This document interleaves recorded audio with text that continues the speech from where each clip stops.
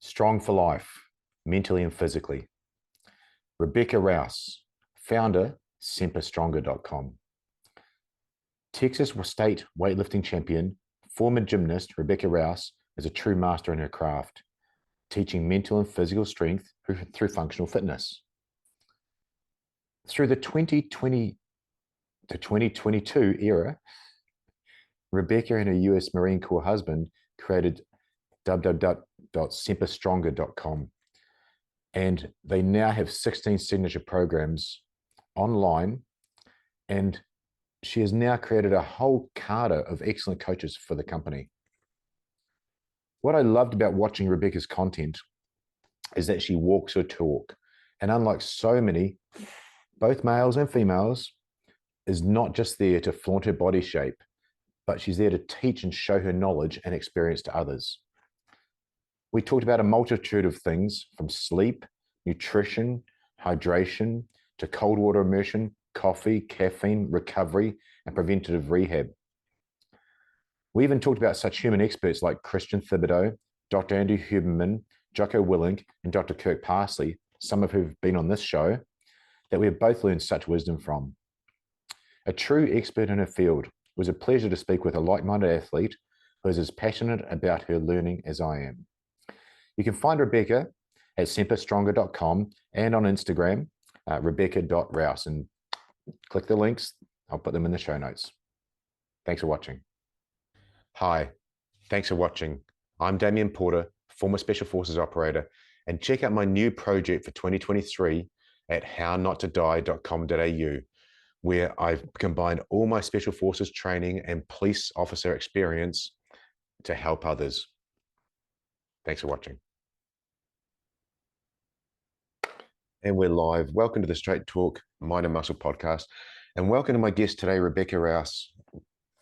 Lovely to see you. Thank you so much. I appreciate you having me on. Look, I've been looking to organize this for quite some time. Thank you for your patience and rescheduling. I love what you do, semperstronger.com, your social media presence and what you're teaching, not just showing, which is so different for a female, really on the socials is brilliant. I think you put across a great message. And I think congratulations in order. You just won the Texas State Championship. I did, yeah. I competed at Texas State this past weekend on Sunday. Oh, wow. Wow. So what weight class were you in? What was the event?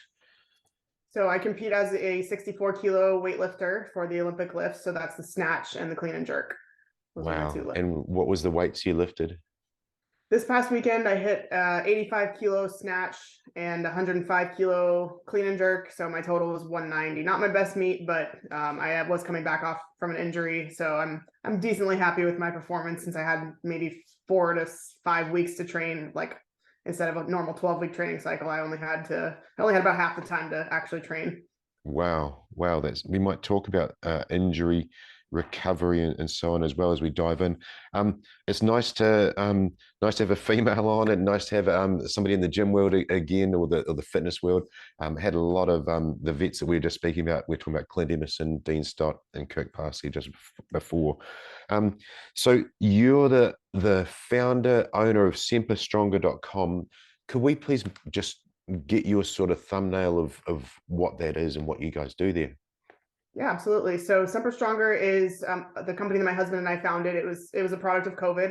If I'm being honest, I used to work at a gym, and when we shut down for COVID, it was, the waiting game like everybody else. No one knew it was going to happen with gyms and what the future of fitness was going to look like. So instead of waiting around to get my job back, I decided to be a good time to figure out what my plan B was, and now it's obviously my plan A. So we started Semper Stronger, and it started off with just one-on-one coaching. It was a place for me to train my clients, and then it has since grown into a membership. We have members all over the world, where inside of our membership, we have workouts, different types of daily workouts that are kind of short, 25, 30-minute quick hitter workouts.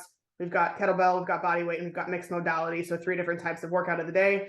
And then we've got signature programs. Right now we have 16 different signature programs, all different types of modalities, but all focused on functional fitness. So we're not really like, hopping from machine to machine and focusing on body parts. We're really focused on working the body in as a whole integrated unit, functional training. but using different types of modalities. So we have kettlebell, we've got body weight, we've got sandbag, we've got TRX, we have one running program, but our big focus is strength. So helping people become their strongest selves physically, mentally, and doing that through the different types of programming and a supportive community. Wow. Wow, I have to unpack some of that. I'm glad my brain switched on compared to last week with COVID. You talked about helping people become their best self or their strongest self, both physically and mentally. And then you talked about functional fitness, and you went through them really quickly. But those are really key things, in particular in probably the clientele you've got, and in this current world. Mental strength.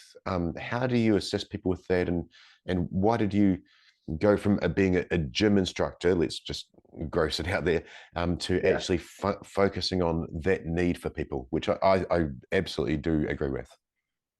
That's great. Yeah, I think if each of them separately is great, but having them both together is exponentially better. And so if we can train the mind, and I think they work in tandem, not everybody loves going to the gym every day, and not everybody loves hard workouts and putting themselves through, quote unquote suffering. But I think by doing that, we make ourselves mentally stronger. Obviously the physical comes with lifting the weights and doing the hard stuff in the gym, but the byproduct of that is the mental strength and toughness, which then we can carry through to the rest of our lives. So it's kind of look at cold exposure as well, doing the ice baths and all that stuff. It's always, making the little investments in making ourselves stronger, tougher, more resilient. And when you subject yourself to those types of things voluntarily, when you find those things, when you run into those types of scenarios unexpectedly, we're better able to handle them through that strength and mental toughness that we've built other ways. Brilliant. So real resilience, gaining that resilience reserve, that resilience build up. That's brilliant. You said one complements the other, or one leads into the other. I interviewed Christian Thibadeau, luckily enough, twice so far. Again, a strength coach in Canada, and him and I and some other psychologists that I've had on the show agree that biology creates psychology. Sure. Yeah, and with that, with what you're teaching with the strength training and so on, and he's talking about the cold exposure, that change literally does change how you think and how your brain's performing. It's brilliantly looking at that resilience reserve there as well. Now you talked about you and your husband, because I only came across you sort of 6 months ago, and on the face of it, Rebecca, your product and everything you got there looks like it's been going long term. It looks like it's plan A, definitely not plan B that you had. And your husband was in the is a Marine. I think we spoke about earlier. So that's where the Semper tie-in is. But you really look at, you're talking about some things that really a lot of male trainers really specialize in, especially online. So what's your background with fitness? I know you've kettlebell and so on, but let's get it legit from you. What's your main background of how you learned to get to where you are now? It's been pretty diverse. Growing up, I was a gymnast, so I definitely always have to attribute my foundation for strength and mobility, flexibility, all that stuff, just capacity for movement to 12 years of gymnastics growing up. I stopped gymnastics when I was going into high school, and then I got into lifting weights and more strength training type physical fitness in college, mostly bodybuilding at first. I did the body part splits, the arm day, back day, leg day, shoulder day, that sort of thing, all through college, which was great. I started to learn what exercises work different muscles, because gymnastics is an all body weight sport. And so while I was strong, I didn't really know, I didn't have the personal training expertise then that I do now. And I didn't really know how to navigate a gym or what did what in the gym. So over time, I started to learn that. I got my personal trainer certification in 2013. And then my first job as a trainer was in 2014. And I started just absorbing as much as I could. And I learned, that's when I kind of got my introduction into more functional types of training. So kettlebells and barbells and body weight movements and that sort of thing. So fell in love with kettlebells around that time. And I got my strong first kettlebell certification in 2016. And I focused largely on kettlebells, but still did a variety of different types of things from 2016 all the way up until 2018. And then I hired my first weightlifting coach and focused specifically on that from 2018 until now. Oh, wow. So relatively new to weightlifting, to Olympic weightlifting, but not new to movement patterning. I mean, what a great grounding as a gymnast. We've had a couple of the gymnasts on the show. But yeah, again, that's what caught my eye with you. You're a kettlebell expert. It definitely looked that way compared to the skills I've got with them. But you were also Olympic lifting, which was relatively rare to get that mix, and you're doing the Olympic lifting very, very, very well. How have you found that for your own functional fitness? Has it been something positive to add to it, or has it been something you've got to sort of manage injury-wise and body-wise? The Olympic lifting specifically? Yeah, the Olympic lifting, yeah. I think it was kind of a natural progression for me. Like I've always loved strength. I transitioned away from focusing on aesthetics and focusing more on strength right around that time. I became a trainer in 2014. And ever since then, I've really been interested in performance and strength over aesthetics. I think the aesthetics is a nice byproduct from strength training, but it's not my focus. Yeah. And I always knew that getting stronger was something I would continue to do and just continue to improve in that way. And I never thought I would get the itch to compete again, but I got connected with a coach when I moved across the country in 2018, and I just decided to go for it. I never, I stopped competing in gymnastics when I was 14, and I never thought I would compete in anything as an adult, but I said, why the hell not? And I did it. And so I started competing in 2019 was my first weightlifting meet. And then I just really enjoyed it, fell in love with the competition aspect and being able to take the strength that I've been working so hard to build and apply it to a competitive sport. Because that's the other thing with kettlebells is they're great. And I was able to build a really solid foundation with kettlebells, but there's really no strength competition for kettlebell training. And so there was no way to put it to the test or compete against anybody else. And I'm competitive by nature. So I decided to kind of take the strength that I had built through my training and apply it to a sport that I could actually compete and progress in. And that's kind of how I ended up with weightlifting. Yeah, brilliant. That makes sense. And then again, just trying to tie in that sort of the snapshots. I mean, we know social media is a snapshot in time of someone, either in a video or a photo, but it snapshotted how I've sort of seen you or portrayed on there. The kettlebell work and then the Olympic lifting being that focus. But you said something really telling there: aesthetics versus performance and strength. And again, it's not what you see a female on social media. And one of the guests on this show Isabella Rositano, she's a champion in a couple of different fields. But the people that have real backing behind them, like yourself, and real skill and so on, versus the Instagram model with 200,000 followers because she wears a bikini, two different things. So it's great that you've mentioned aesthetics versus performance and strength. Then you spoke about the kettlebells. There's nothing to really compete against. Really, we see it with CrossFitters and the CrossFit games or the CrossFit workouts, and they've sort of created their own little world of competition within just going to the gym, and it doesn't really stand the test of time versus actual Olympic competition that you're starting to do.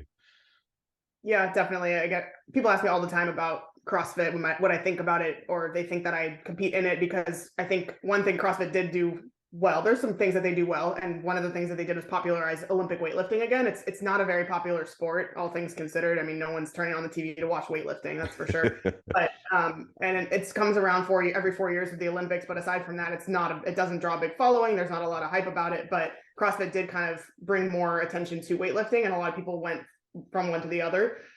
So that was cool. But as far as CrossFit goes, like, I think they do a couple things well, and that's one of them. I think that being good at everything, like, I have a lot of respect for the amount of weight that those people can lift in the Olympic lifts and whatever other lifts that they're doing, and then also go and run and swim and bike. Like, I don't have that cardiovascular capacity because I don't train for that. They train for literally being good at everything. And so the people that are really have excelled in CrossFit are amazing at all of those different types of athletic in all of those capacities. And I think that's incredible. But there's certain things that I don't agree with from CrossFit as well. And so I think specifically this came up because you talked about kettlebells, but the way, like, I learned kettlebells through Strong First, through hard style training, and there's very specific technique and form that are involved in executing the movements well and safely. And I think that those aspects of technique kind of benchmarks are not really paid attention to in CrossFit, because they're just focused on doing things for maximum speed and as many reps as possible. And I don't necessarily agree with that aspect of CrossFit. Yeah, I'd like to expand upon that. And for those listening, I don't believe in any way we're going to bash CrossFit, but what we will bring across is some facts. And ironically, I met the inventor of CrossFit, or one of the co-inventors, Greg Glassman. I met his personal jet pilot the other day when one of the guys came down for the 777 expedition, and we chatted about earlier. So I'd like to be able to bring some awareness to that charity. But Glassman and the gymnastics coach, Christopher Summer, they were the two really inventors of CrossFit there, but they never meant for the Olympic lifts to absolute fatigue to really occur. That Olympic lift that you do, that you now have a Texas a state title in, Rebecca, is a one-off. It's never supposed to go to fatigue, and we're talking about motor function fatigue, coordination, to use a real word, fatigue, and lifting those sort of weights that are supposed to be done as a one-off, and it's getting close to your maximum. That can really have a very high injury risk in CrossFit versus how you are progressively doing it in the right way. Exactly. That is one of my biggest kind of issues with CrossFit as a brand, or as a sport, if you want to call it a sport. But I think it's a lot of sports combined in one. But yeah, specifically for weightlifting, exactly what you said. It's the way that weightlifters train is to lift the maximum amount of weight for one rep in competition. And so doing Olympic lifts for time, for max reps for time, I think it's missing the point of the Olympic lifts, being explosive power movements. And because of that being very fast twitch, muscle focused, the fatigue happens very quickly. And so pushing past that, even if you drop the weight by 50% or 30% or whatever, I don't think that there's I think the risk versus reward kind of makes it not really advantageous to do for high reps for time. Yeah, that's a great way of putting it, risk versus reward, and also why it was originally invented. I'm thinking back to the days my days in Special Forces. We used to call it a death by circuit. There was no such thing as CrossFit back then. And right. The PTI, or physical training instructor, would just put together a circuit of about 20 different things, partner up. One guy runs, one guy lifts, and then they come in and tag. And of course, now there's 40 of those guys going in and out and competing against each other. But it was never really, really heavy stuff that we were doing. A barbell for a deadlift would be 60 kilos. Because we're not having to lift 120. Oh, I don't know the numbers. We're not having to lift huge numbers out there in the military, but we do need to be functional. And that's what you're doing with functional fitness. So it's nice to tie that in a bow, but maybe let's transition to injury. You talked about you were coming off the back of an injury. You talked about functional fitness, your journey with creating the programming and where you're at now. What about injury prevention and injury management, injury rehab? What have you learned around that, and how did you apply it for your latest meet?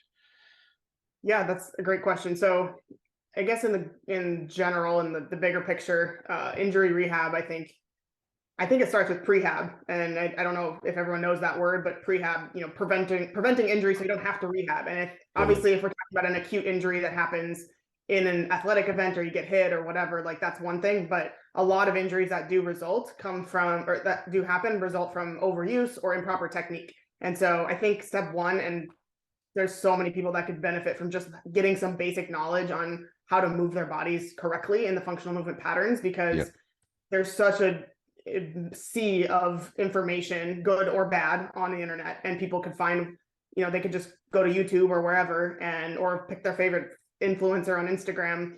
For better or for worse, they're going to get that person's perspective and then go apply what they learned, and it may or may not be correct. And so people just monkey see, monkey do, and I saw this guy doing this in the gym and now I'm going to go do it, but they don't know how to do it correctly, or why they would do it, or if it even makes sense for their goals.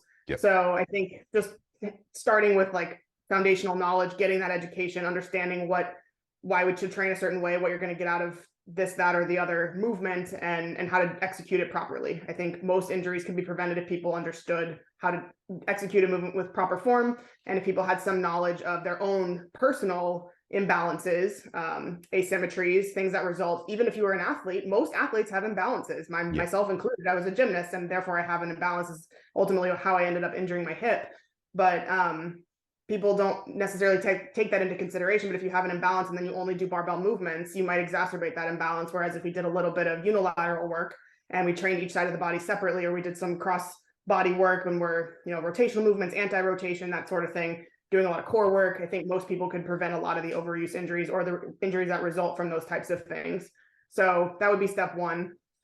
But then as far as injury rehab, I think, there's lots of different ways we could go about that. Or I did throw you a bit of a grenade with that one.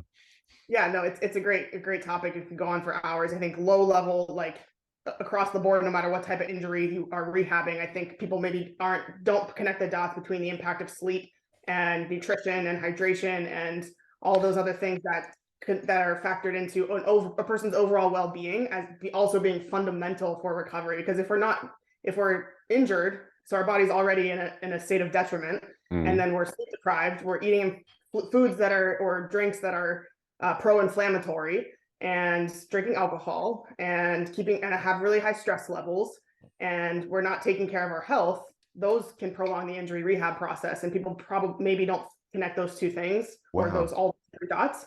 But I think that's easy stuff. I mean, forget the physical therapy and all the things you have to do specifically for that injury, that part of the body. But like, let's also check all those boxes too first, and then on the injury. But that goes into prevention and rehab. I think those are just things that people should focus on across the board. I'm wondering now, but that's phenomenal. I mean, as you know, I was with Dr. Kirk Parsley, really one of the most high performance doctors I know, a former SEAL, and his wheelhouse is sleep. And we were sitting down with him just casually. He was saying if someone comes to him with a real sleeping problem, and if they're exercising, he just gets them to stop exercising and focus on the sleep part, get the sleep part right, and then add everything else in. They can move, sure, go out and move and walk and do the things. But if you're literally training and you're missing out on the most anabolic thing you can possibly do, which is sleep, the most growth and recovery, because anabolic gets that connotation of steroids and huge muscle guys. It's really the most recovery thing you can do. If you're not getting that right, he said it was just pointless having his patients even exercise. But I've never heard someone, when I discuss injury or anything like that, you talked sleep, nutrition, hydration, and overall well-being. Absolutely, they're the lowest hanging fruit, so they should be there. And then you can do your exercises and your other modalities as well. So maybe we can now carry that on. I was going to ask you a question about, you train hard, your people obviously train hard, your members. What are some of the top recovery things you can use that you personally recommend on top of those huge basics? I was going to say, we covered most of them. I think, like you said, if you don't have your sleep nailed, quality and quantity, I think that's step one for any conversation we want to have about wellness, health, fitness.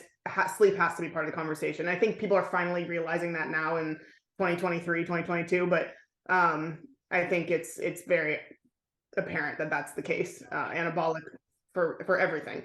And so, but other things, I mean, once sleep is nailed, we can also talk about, the cold immersion. I think the hot and cold contrast therapy, I think both of those have value independently and even more so together. So I personally do the cold immersion, the ice baths. I try to do it almost every day. I've been pretty good so far this month. I think I missed 1 or 2 days. So I think that's really helped just keep it overall, like, inflammation down. Also back to the resilience, the mental resiliency conversation. I think that helps a lot with that too. Yeah. And if someone's got an injury, obviously they need to talk to their specialist, doctor, physical therapist, whatever, and go forward with whatever plan that specialist has for them. But I think hitting the low hanging fruit is going to just expedite the recovery process across the board. Well, let's touch on that. I'd love to get your take on sleep. So you talked about sleep quality and quantity. What are your tips for the listeners on how you do that, or how you recommend people get the best sleep? I think there's a few things. I learned a lot from the Huberman Lab podcast. I don't know if you're into Andrew Huberman's work, but I've learned a ton from him. And I applied. Another on my my want list. Oh, absolutely. He's changed my life. I mean, I absorb almost all of his content. I haven't listened to every episode, but I take as much as I can in from him, and it's all helped me, and it helped me expedite my recovery, improve my quality of life, just everything across the board. So can't say enough good things about him. But I think for sleep specifically, the morning sunlight was something I didn't know until I heard him talk about it. And it's been huge for me, getting that sunlight, even if it's cloudy, spending more time outside in the morning. I try to get out for a walk and get my sunlight at the same time. And I do that almost without fail. 99% of the days I'll get that. And then avoiding caffeine for 90 minutes upon waking. So the caffeine delay, and then also cutting my so there's a really small window for caffeine that I'm realizing if you do everything he suggests. And so you wait 90 minutes for after waking before ingesting caffeine, but then also not ingesting caffeine for about 12 hours before bedtime. That really leaves me like a 2-hour window to take my caffeine in. And I've been really good about it. And my sleep's never been better than it is right now. So that is another thing. And then the consistent sleep and wake times have been really critical as well. So I try to keep that window to about 30 minutes plus or minus for the time I go to bed and the time I wake up, even on weekends. And that has helped a lot too, just to create that really good circadian rhythm. And I know my body likes to start winding down right around 9 o'clock, 9:30, and then I'm in bed by 10 usually. And I'm up, 5:30, 6:30, depending on my bedtime. I interviewed Chris Van Sant, Delta Force, one of the team members that captured Saddam Hussein. I interviewed him last week, and most military people have that story, those dark times in particular afterwards. And his story is public. He's talked about himself and written about it, particularly with and I want to shout out to them, the All Secure Foundation. And he was suicidal. Drug and alcohol. The drug one was from an interesting story, overprescribed actually, not from his own choice. But where I'm getting to was he was absolutely insomniac, and him and his partner went out. They decided I just need to get away, and they went out in the field for about 2 or 3 weeks, just into the wilderness. And he spoke after around about day 10, day 11. With the natural wake and sleep times that you're talking about, Rebecca, and that natural light and dark cycles, his insomnia was gone. And there was a lot of different aspects, but that was the low-hanging fruit. And you talked about, the reason I'm touching on that, you talked about, within half an hour of those wake and sleep times, it was so good for him. And he's not a scientist, he's an operator, but I like to think we know a few things, or we've at least got some common sense. And he knew that we're going to fix him, and it was something that he's going to carry on doing. So absolutely, all those things you said, circadian rhythm is getting back to nature, getting back into how we're supposed to operate as human beings. And you said you've had the best sleep you've had for so long. Yep, definitely. And I'll add the cold immersion to that. My sleep's become even better since I started doing regular ice baths in the morning. I feel like my energy is consistent throughout the day, and I get that, that nice adrenaline spike, just equivalent or greater than that of a cup of coffee from the ice or the cold water. And then dimming the lights at around 8 o'clock at night when the sun goes down and it starts to get dark out. Just kind of go along with the light and dark cycles. Humans didn't evolve with electricity at night, but here we are with all the screens and the blue light and everything. So I got my really cool yellow glasses that block the blue light. I put those on around 8 o'clock, and I'm off screens usually by 9, and then helps me kind of wind down and get into that bedtime rhythm. Oh, so true. Let's do the light, and then we'll go back into that cold or ice bathing. So I mean, we've got the orange glass as well, but Ben Greenfield likes to call them birth control for your face. We've got orange light bulbs in the lounge here. The lounge is, we shut everything else down with the kids, and then we come into lounge. And with the TV, if we place it through the computer's got a filter that makes it really orange, like the screens do for your smartphones now. So that's really helpful. And for those listening, that's after sunset. No light should be coming in your eyes that isn't orange like a flame. So the orange light bulb helps. It's super cheap, which is great.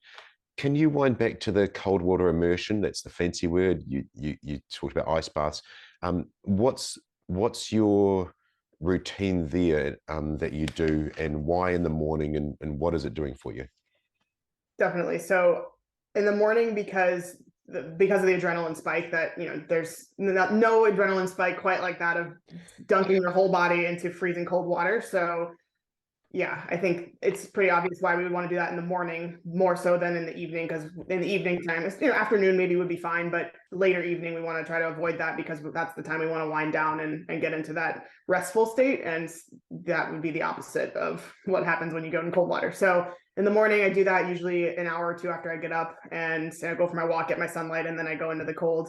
And I find that the adrenaline that happens after, you know, there's still that period of shivering, which is pretty miserable, but once that goes away, then the energy is very apparent and it's very consistent. I think with caffeine, we get that kind of that spike and then that drop, but with the cold, it's very consistent from the dopamine spike that happens. It lasts for 3 to 4 hours. And so there's not really a crash. It kind of like tapers off a little bit more evenly. So I definitely enjoy that experience. And then plus, once I get out of the cold water, it's like, okay, I conquered the hardest thing I'm going to do today. Everything else just feels manageable, a lot more manageable. I'm going to make a note there, because I need to come back onto what you said there, and also all the amazing people that follow you. Cold water immersion, Dr. Dan Pronk, Australian SAS doctor, and head pass selection. He's a great guy. Resilience Shield is this book. I interviewed him, and he suggested the cold water immersion, and I started doing it to some extent, and I felt better. My brain felt better. I started to get out of those dark places, and I didn't really know why. I would suggest that anybody with depression, just in those dark and wobbly places, it would be, from what you said there, your dopamine raises for 3 to 4 hours afterwards. Yep. Wow. It elevates and then it stays high for several hours, unlike other substances where people get their dopamine from. It's kind of comes in waves, and there's a severe increase and then there's a severe drop off. And so then they're always looking for that next hit of the dopamine to get it. And we find it from somewhere, you know, people find dopamine from all different types of places, but I think the cold is great because it keeps it high, but it keeps it consistent instead of having that massive drop off. That's brilliant. I mean, I just knew it made my brain feel better. Obviously, my body felt better, less inflamed, especially being older and still trying to train. But that's a big deal there. And just to maybe tie a bow on the mental health side of things there, so many of us that are in the operator world, the military world, the emergency services world, and particularly if they're males, which ironically is a little bit of your world, Rebecca, especially a lot of the people that follow you, and I'll talk about those names soon.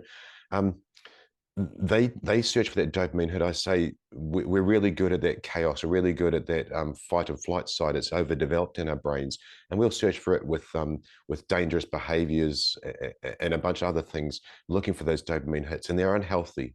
Let me be clear to the audience there, because we're not in that world anymore. But that's absolutely phenomenal how you brought that up about the cold, raising that dopamine and being consistent for that time. Anybody that's listening, give it a go. Just start with a cold shower, and then work your way down to something that Rebecca does, full body immersion. How long do you stay in for, and what's your temperature? I usually stay in for 3 or 4 minutes. I'm playing around with different time and temperature protocols. I think it's really just fascinating to learn how my body responds. I noticed that my shivering is very prolonged after, compared to some other people that I've spoken to. I'm cold for a very long time. And so I know that there also is benefit to letting the body naturally reheat, as opposed to jumping right into a hot shower or putting layers on right away. So I try to do that for about 5 to 8 minutes before I do the hot shower or put the sweatshirt on. So I'll do about 3 to 4 minutes, and then my cold plunge, I can set it to different temperatures. So the first day I did it, I was at like 43 degrees, and I couldn't stay in past 90 seconds before I wanted to cry a little bit. So I raised it up a little bit, and now I'm at like 50 to 53 degrees. This Fahrenheit. I don't know what that is in Celsius, but someone can convert it. And so I'm working my way there, and then I'll slowly work my way down into lower temperatures. But I know that there's a ceiling. Like the goal is not to stay in at the lowest temperature for the longest time necessarily. I think, we can play around with different protocols and see how our body responds. And it's all just information. Like someone might do better with a longer time with a higher temperature versus somebody else with a lower temperature and a shorter time. So I think it's really interesting to just try different things and see how it goes. Yeah, brilliant. I love that you said that rather than sticking to a dogmatic, this is the rule. You talked about Andrew Huberman before, and isn't it amazing? Just again, back to Christian Thibadeau, him and I were talking. The information that's out there now, you're learning directly from a top professor in the world. The internet has brought that knowledge right at our fingertips, which is life-changing. But you've got a lot of interesting people sort of follow you. You got Jocko, Willink, Jack Carr, a lot of the special forces heavy hitters are watching what you do, and I think you're even involved with Jocko Fuel in some way as well. I am, yeah. Yeah. I know Jocko personally, and I'm one of the ambassadors or athletes for his supplement company, Jocko Fuel, as you mentioned. Yeah, brilliant. Look, congratulations. And the reason I bring that up is it's rare that we follow those people, but we really choose wisely who we do. Yes. I wanted to ask, going back to Semper Stronger and sort of tying all this in a bow, though, how do your online programs sort of work? Because like you said, that was not your plan 2 or 3 years ago. There was none of this online programming really occurring. So how do your online programs work? You said you got 16 or so different signature programs, and specifically, how do they work for exercise skill? You said it's so important to know how to do an exercise correctly. How do you get such success with what you do, Rebecca?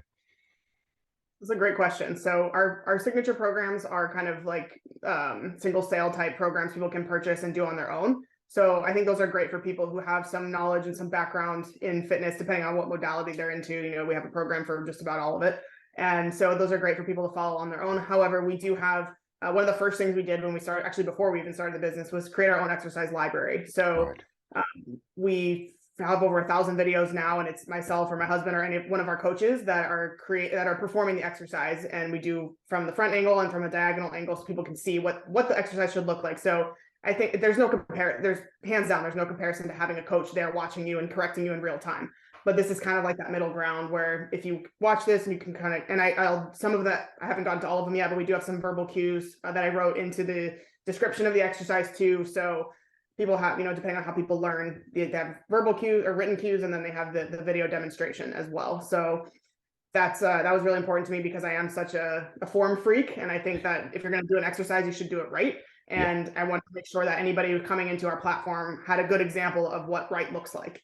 And so that's one way that we ensure good movement mechanics. And then one of the other offers that we have in Semper Stronger is one-on-one coaching. And so anyone who wants to work with a coach one-on-one and get a custom program that's designed specifically for them, their current goals, current fitness level, any injuries they have, whatever equipment they have access to, our coaches design a program completely from scratch based on all of those things. And then they're working with them. We don't do necessarily a lot of the like one-on-one Zoom sessions where I'm sitting here on Zoom watching you work out, but kind of our middle ground there is form upload. So they'll upload videos, and then the coach will provide a video in return with feedback on the person's movements, and that's how they can learn and progress together. Well, that's interesting. One of the first vets I had on was Sergeant Major John McPhee, Delta Force, his nickname Shrek, and he's did the same thing as you guys, Rebecca. He was teaching guys and girls, teaching people shooting at the range, as a lot of the guys do. But obviously COVID, he had to go online, and that actually made his stuff exponentially better. He was using, it's amazing the modern day technology. He's using lines on a video and doing all these fancy things, and he's sending them back, and he got better results with it. So there was actually a positive from that, getting a video, which video doesn't lie, lining it all up and then sending that back to the person for correction. And it was just super quick. So that's really interesting. You guys are doing the same sort of use of that as well. Definitely. I think it's a great way for both the coach and the client's time too, because the coach isn't required to sit on Zoom or wherever and watch them work out so that the coach gets some of their time back and they can therefore help more people. And they can look at the videos on their own time and respond. We expect a 24-hour response time or less. And so there's still that ongoing communication. So I think it's a really good happy medium between sitting and exchanging like an hour, 1 hour of time for money, and being able to still provide really good quality feedback, but help more people at the same time. Wow, it's just blowing my mind. I was one of the first personal trainers in the world, I think in 1991. It's very, very old school sort of stuff compared to what you're doing now. But you nailed it there with you could help more people, because of course we're always handicapped by time for trading time for money. Yep. And then you went to the group coaching where it wasn't so good as well. So that's really great that you're helping others in that way. Do you cater for beginners starting what you do as well? Absolutely. I think that's probably, well, I wouldn't say most of the people, but a good chunk of people that come to us are beginners, or they just got into kettlebells because of COVID and they've never used them before, but it was all that they could get their hands on during COVID at the beginning. And so they fell in love with kettlebells or what have you. So I think beginners are great for this type of model. Again, like I said before, I don't think there is a replacement for being in person with somebody, just because you can give all different types of cueing and feedback. But the plus side of the way we do it is we can help people all over the world in different time zones, and it can be on our own time. So I think it is a great option for beginners too, to connect with that coach, to get that accountability, that support, that communication that they need to build a really strong foundation wherever they are in the world, and wherever they are in their journey. Yeah, brilliant. I'm the same. I use a couple of online programs. I started with the GBRS guys, so they're a few SEAL Team 6 guys, but they hired a trainer, Vernon Griffith, I think it is, and same thing, following those videos along, having a program to follow. It's so helpful for myself, and I think I learned a long time ago to be humble enough to realize other people have more skill, and actually get some programming from them rather than trying to do it yourself. And it's helped me a ton. And those by video has been absolutely brilliant, because you just can't get something written down and understand it. Well, that's been amazing hearing about your journey, excuse me there, Rebecca, where you started and eventually ending on Semper Stronger. Is there any other direction you're going in, or what's the next plan for Semper Stronger and yourself? So we are just at the beginning of this year, well, end of last year, beginning of this year, we started to bring on other coaches. So when I started the business, I was the only coach. It was just me, and I trained my clients, and then we grew. So my goal in 2022 was to start building a team of coaches. And I want the brand to, at first it made sense. Like, I was the face of the brand. I was the only one training clients. The brand was built around me, but I don't want it to be that way anymore. And so we have successfully started building a team of coaches. We've got 4 coaches on board now. And as of a week ago, I have taken myself off of the website. I'm actually not even a coach at Semper Stronger anymore. I am still coaching clients, but I'm no longer in the business of Semper Stronger as a coach. And so I'm bringing a team of coaches up underneath, and I have a director of coaching who's managing all the coaches and is also a coach herself. And now I'm just focused on growing the business, leading the team, and providing support. And also just expanding our reach. So that's what I'm focused on now as it pertains to Semper Stronger. I don't think I'll ever completely give up coaching, because it's one of my biggest loves and passions. And I think it's important to lead by example as well. So I will always be doing some of the online coaching. I'm also now working here in person I've partnered with a brain health clinic that treats veterans with TBI, traumatic brain injury. And so a lot of special operators and conventional military who have come back from combat with brain injuries are coming to Dallas. It's completely nonprofit funded, and they take them through this 2-week curriculum where they treat their brains. And just last month, in December, we did our first round of this, but they brought me on to provide a movement curriculum in conjunction with the brain health or the brain neurological support that they're providing. And so I go there 3 days a week when they have a group of guys going through, and I take them for 2 hours, Monday, Wednesday, Friday, and I work with them on pretty much what we've talked about: functional movements, balance, stability, coordination, getting their core and their glutes firing again, because a lot of them struggle with that, and just moving better. Some of them have been just recently got out, and some of them have been out for years, but they all suffer from different types of neurological issues, and also physiological as well, and strength, just things that they want to improve upon. So I partnered with them. And it's been a huge honor and one of the most rewarding things I've ever done in my entire life. And I just absolutely love it. So we're going to be working with them in conjunction, trying to grow this thing, go more nationwide. It's only in Dallas right now, but we'd love to have more clinics and more opportunities to help guys who are so deserving of getting their lives back and they're regaining their function and their movement. So that's something we're doing as well. And then my husband and I are looking to start a podcast probably this year. And so we've, just through the network and through the time that we've spent growing this business, we've met a lot of incredible people through Jocko Fuel. I've met some great people, and just bringing more value and more great conversations to our audience. It's really what it's about. I mean, my job is simply sharing the journey of my guests with others. And at the end of the show, so many times we say if one thing somebody's heard from what we've said has helped them, then we've done our job. With the TBI, I must connect you with Commander Joe Deturi, SOCOM, Navy, and he did the studies on, and now the study's proven he's developed cures for TBI, both chronic and acute. Also works with Dr. Kirk Parsley. He's one of the probably one of the top guys in the world on atmospheric and diving medicine. But I've seen a lot of the guys his way. He's in Florida, but I'm sure there'll be some communication you and the clinic can use. I just want to now finish off with something you touched on there, which is your next sort of chapter is business. And this is maybe for the crowd my age that are listening to this show. You've gone from being, as you said, the head trainer, the only trainer. What are some, because you clearly switched on, Rebecca, what are some bits of advice or pearls of wisdom you can give for business? Because that's what you're doing now, and you're working on the business rather than in the business. So you're stepping into a different role. What's some advice you can give or direction of where to learn from? How did you realize this is the path for business success? I think it kind of happened when, a couple different things. So I'm one person. I can only help. We all have the same amount of time in the day.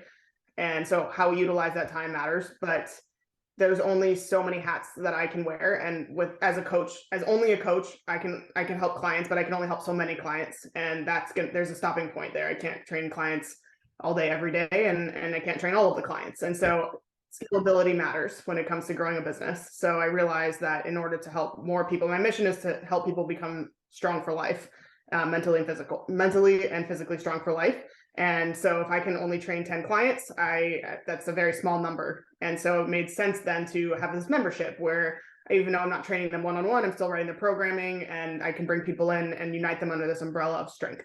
And so that's where the membership came in. And then it was like, it just kind of snowballed from there, and it became more coaches who can help more clients and help us add value to our membership so we can bring in more members. And so delegation was a big thing I had to learn. I still struggle with it, if I'm being honest. Like I'm very type A. I like to have control, and I like things done a certain way. I have a very high standard for myself and for the people that I lead. And so finding people that I can trust who have similar values, similar work ethics, and believe in the vision and the mission of what we're doing has been key.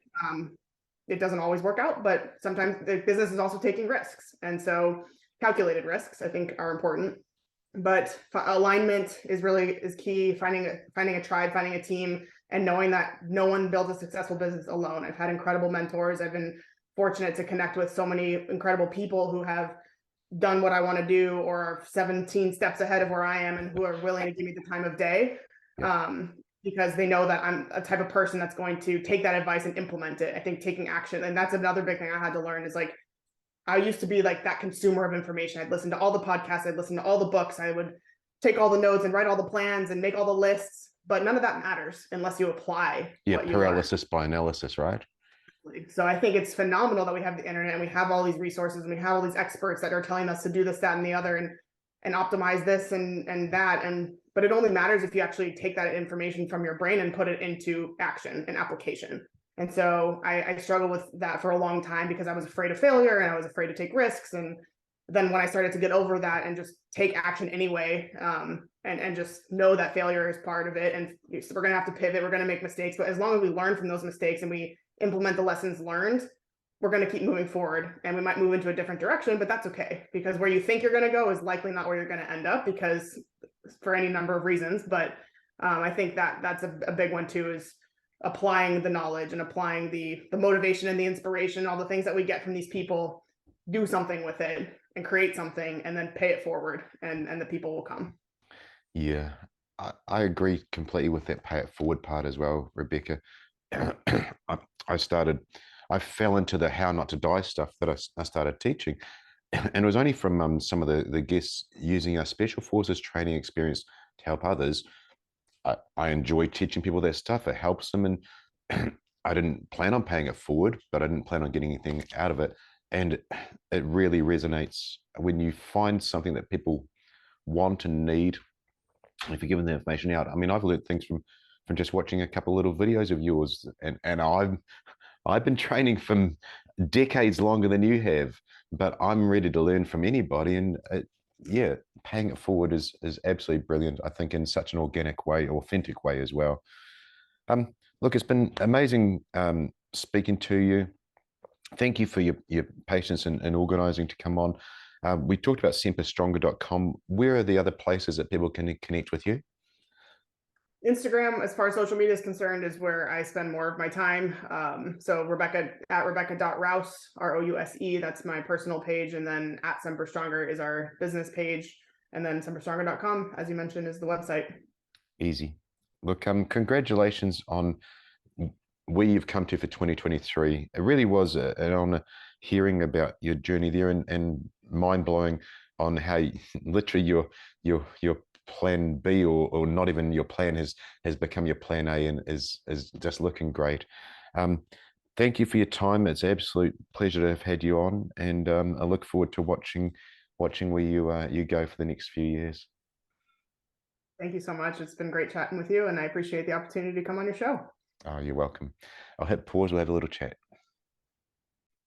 Hi, I'm Damien Porter, former Special Forces operator, high performance living coach from hownotodie.com.au. And you can listen to my Straight Talk Mind and Muscle podcast, sponsored by realketonesaustralia.com, the best and most effective ketone supplement on the market to reduce anxiety, enhance brain performance, and supply twice as much energy as glucose. Thanks for watching.